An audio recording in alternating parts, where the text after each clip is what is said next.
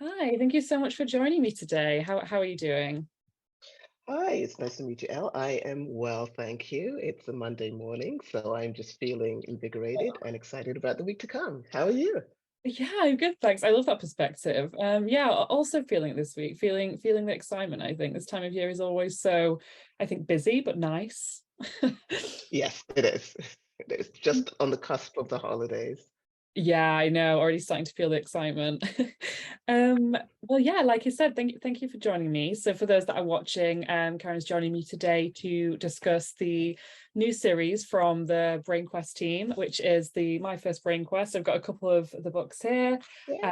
a new illustrated series aimed at a preschool audience, which is a first for the series. So we're just going to be chatting a little bit about that today, its conception.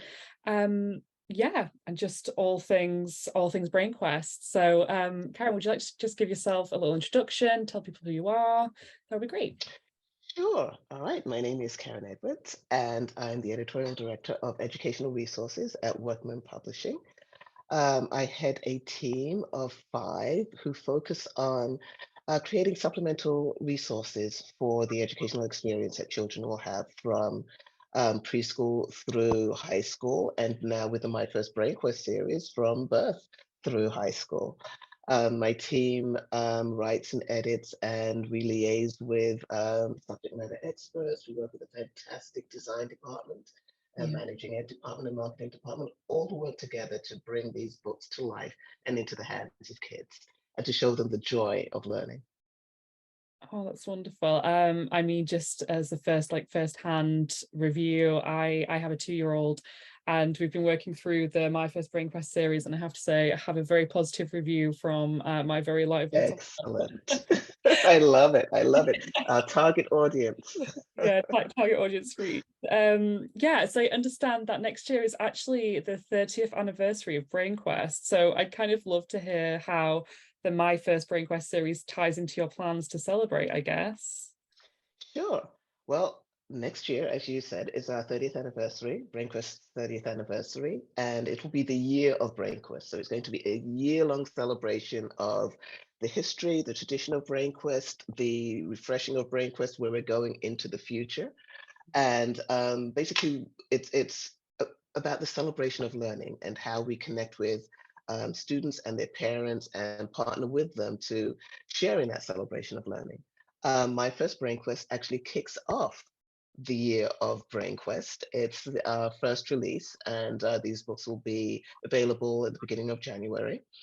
And it's it's fitting that it's the kickoff because it starts with the youngest kids. So we start at the very beginning, and then we segue into the school age kids and the decks, well, the smart cards and the workbooks that the kids are familiar with.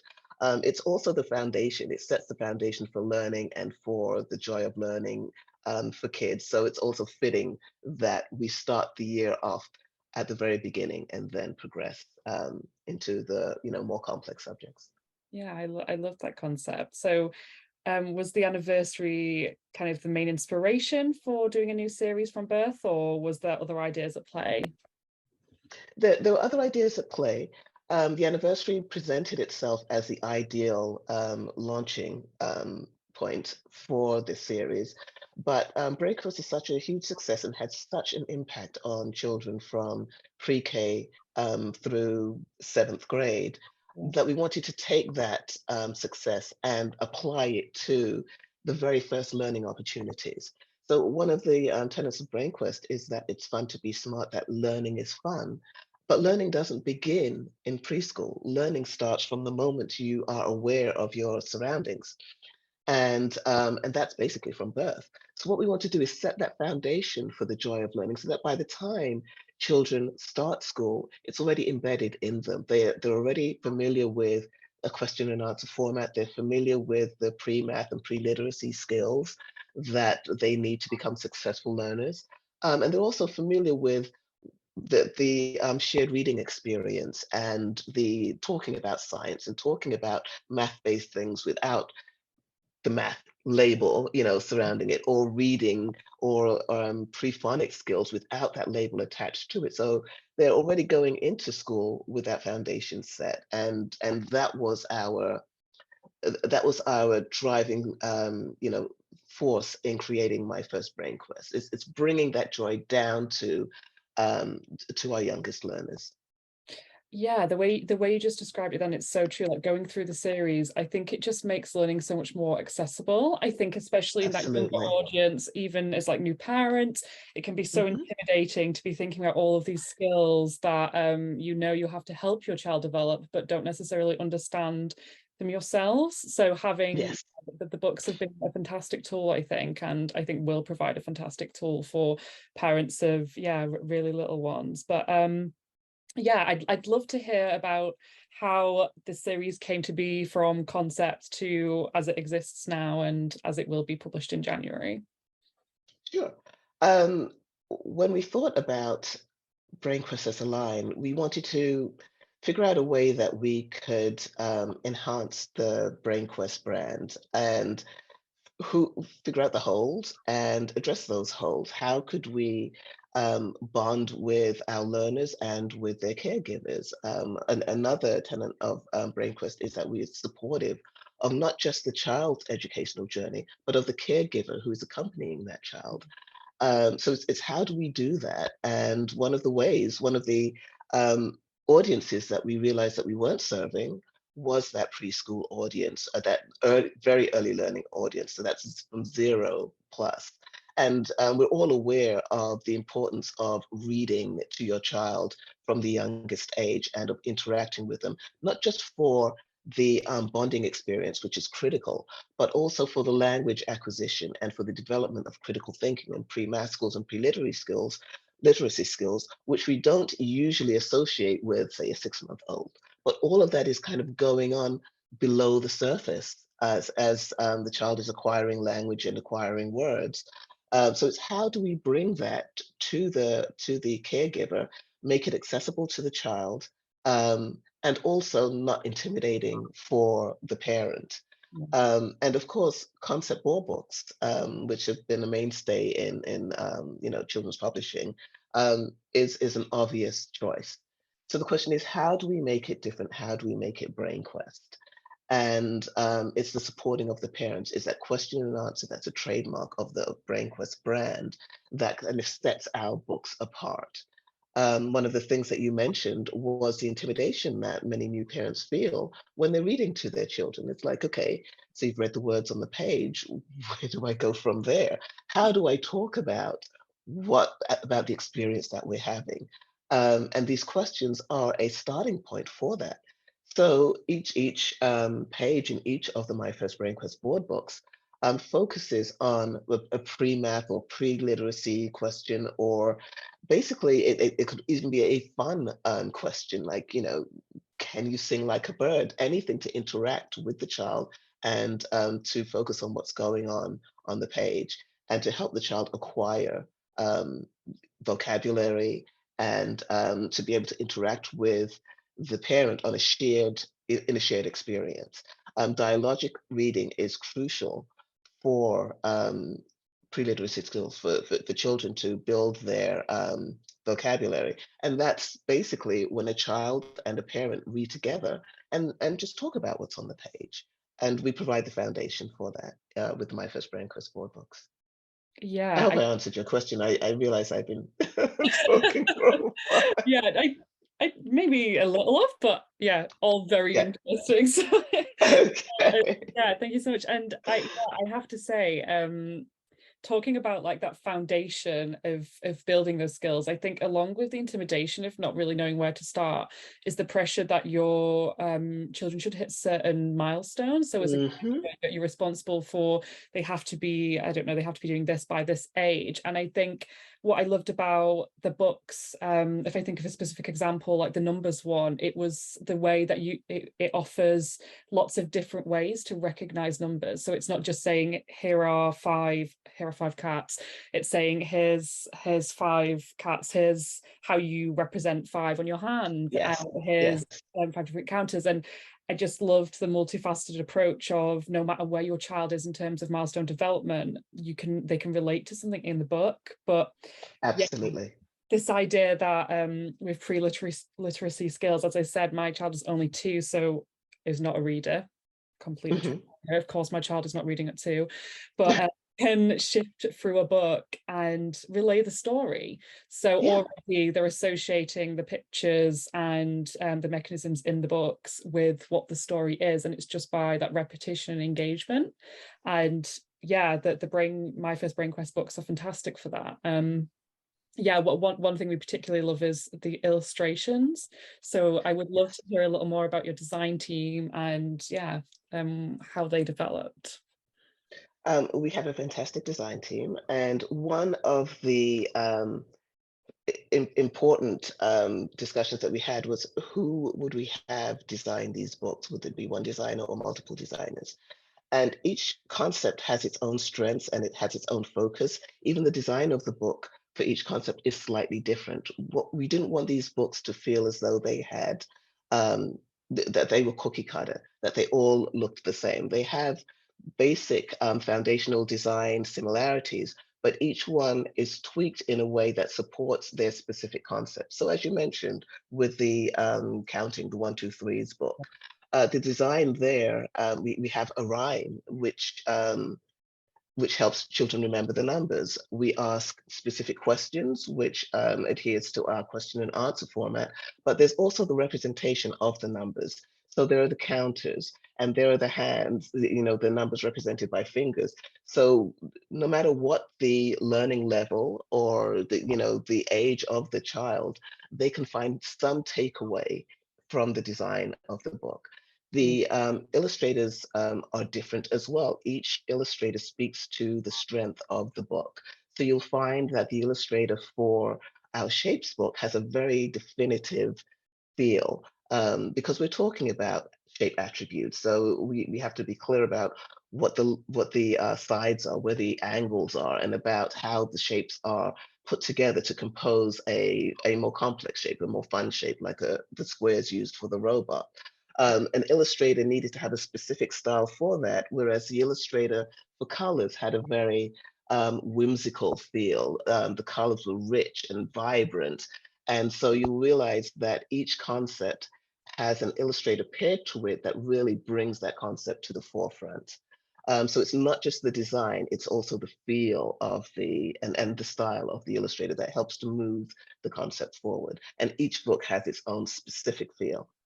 Yeah, I love that. That's so fascinating to hear. I think you can definitely feel that. And you mentioned the colours one specifically, but I remember opening the colours one for the first time, and I do find it so striking. But Yeah. yeah, I mean, I have it right in front of me, but just as an example, I absolutely adore this illustration and the feel of this book. And I think Yeah. what I like about it, again, it's not just, you don't just have a counter that's yellow. You don't just have a specific element of the page that is yellow. It's the whole concept. And even just seeing Yes. it in the everyday life of the family sat around the table, Yeah. it's fantastic. And like you say, it's so striking. And yeah, it's just really harmonious throughout the different books. But yeah, you can definitely tell that the themes tie in to the different style of illustration. So Great. yeah, fantastic to hear. I'm Uh, glad you love it. The other thing is as well that it ties all of the concepts into a child's experience. So they see things on the page that they can relate to. Some of the language might be aspirational, but the concepts themselves, that the theme of a spread or of the entire book is something that a child can kind of hang their hat on and use that as a first step in understanding what the colors are, what the shapes are, what the numbers are, what the letters mean. that's it. And I think it'll be so fascinating to see like the development of understanding and what you take from the book through those ages 0 to 4. Because yeah, the stage I'm at now, I might get some descriptions from my child about what's happening at the table and what's on the table, and Absolutely. relating that. And then I guess in another year or so you will start to see those reading and literacy skills come through and pick up more of what the words mean. And yeah, I think it shows there's just a lot of room to grow throughout the series up to that preschool age, which is yeah, really, really wonderful. yeah, again, I think one of the greatest strengths from the point of view, I think, of a parent is the fact that all of these books have been reviewed by a panel of experts in early learning. So I'd kind of love to hear more about that process and how that fed in to, yeah, the creation of the books. Sure. We had a great time working with our educational panel. They're a group of literacy experts and educators. And while we had all of these grand ideas about what we wanted, what our dream was for the My First Breakfast board books, we also wanted to make sure that they were pedagogically sound, Yeah. that we weren't going off on the wrong path, that these were serving our young learners and their caregivers in the way that we wanted them to.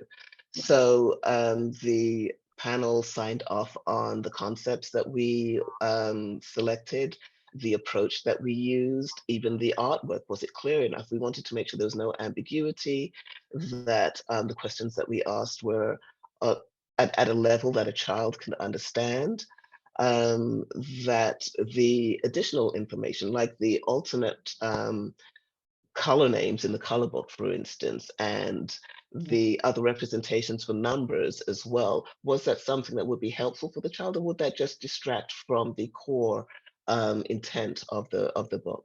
So at every level, we had input from our educators, and they were invaluable in us getting to this point. Again, I think it just taps into that notion that as a caregiver, as a parent, when a child is born, that doesn't make you an expert in early childhood Absolutely, yes. development. So I Yeah. think it can be so overwhelming walking into a children's bookstore and seeing this massive range of books and thinking, where on earth do I start?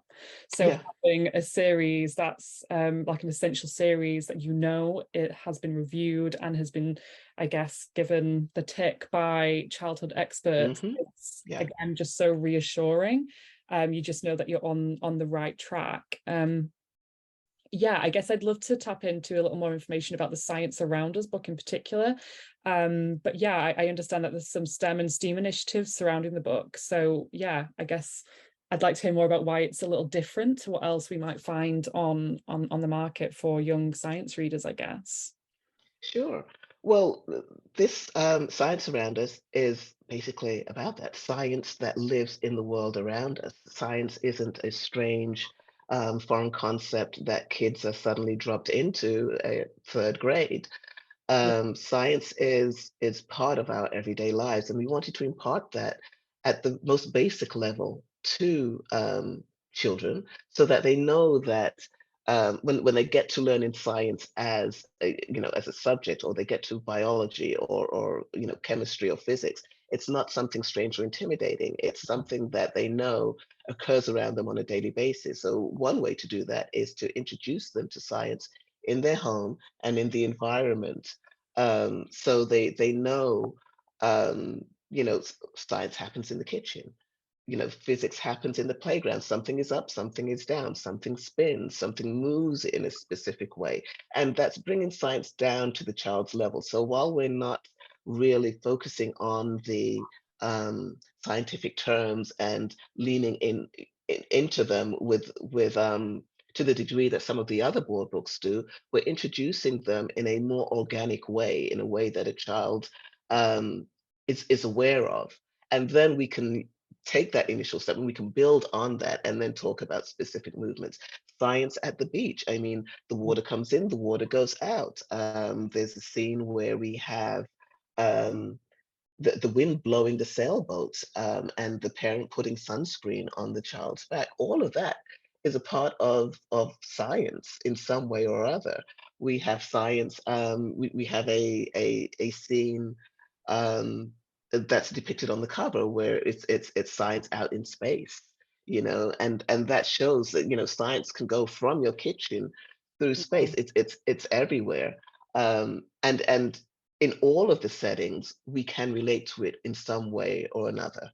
And that's also where the questions come in as well, that serve to support the parents, because most parents will be intimidated when it comes to discussing science with your child.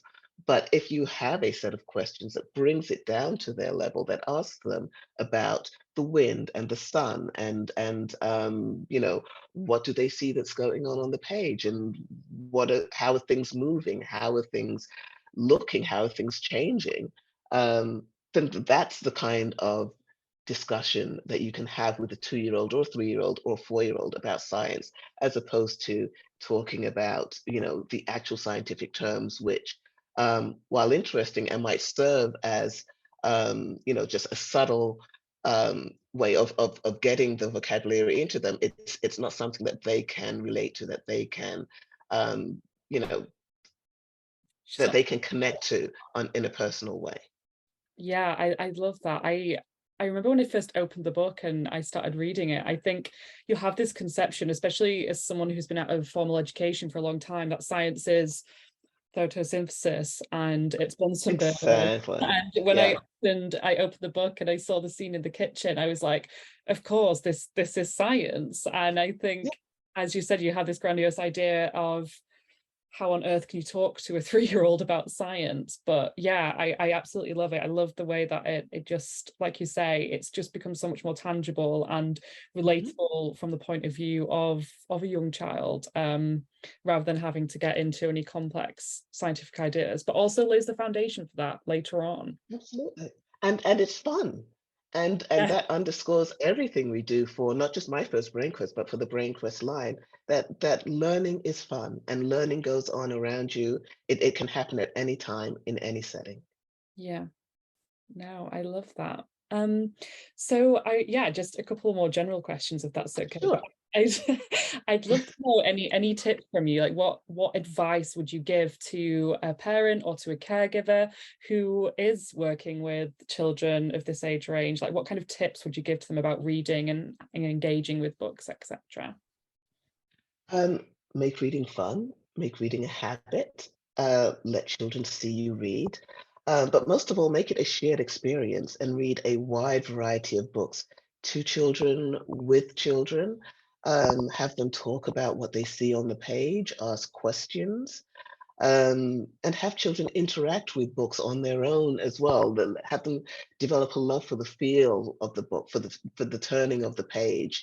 At 2 years and 3 years old, they can't really read the words, but they know that the words are there, and they see the pictures. They're stimulated by the images and the scenes.